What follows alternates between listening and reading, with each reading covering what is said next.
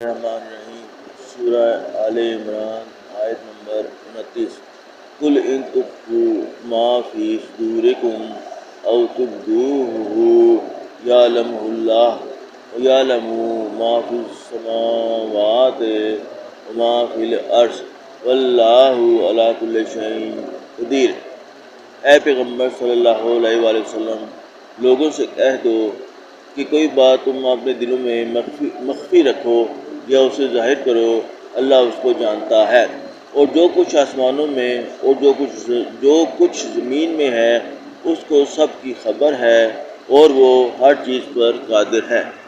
آل عمران آیت نمبر 30 یوم تجد کل نفس ما عملت من خیر محضرا وما عملت من سوء تود لو ان بینہا وبینہ امدا بعیدا ویحذرکم اللہ نفسہ واللہ رؤوف بالعباد۔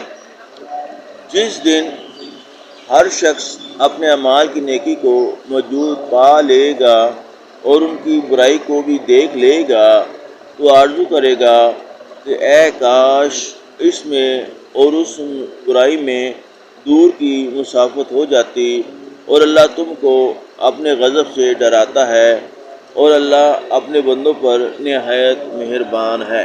سورہ آل عمران آیت نمبر 31 قل ان کنتم تحبون اللہ فاتبعونی یحببکم اللہ ویغفر لکم ذنوبکم واللہ غفور رحیم۔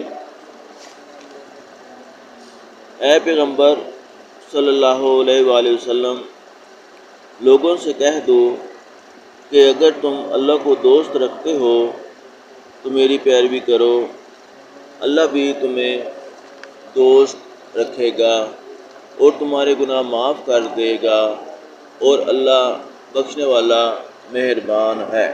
سورہ آل عمران آیت نمبر 32 قل اطیعوا اللہ والرسول فإن تولوا فإن اللہ لا يحب الکافرین۔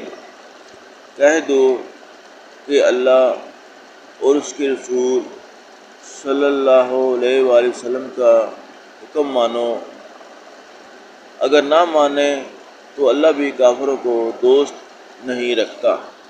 سورۃ البقرہ آیت نمبر 33 ان اللہ اصطفیٰ آدم ونوحا وآل ابراہیم وآل عمران علی العالمین۔ اللہ نے آدم علیہ السلام اور نوح علیہ السلام اور خاندان ابراہیم علیہ السلام اور خاندان عمران کو تمام جہان کے لوگوں میں منتخب فرمایا تھا۔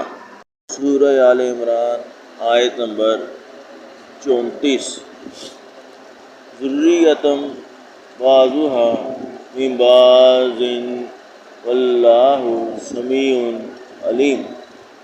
ان میں سے بعض کی اولاد تھے، اور اللہ سننے والا اور جاننے والا ہے۔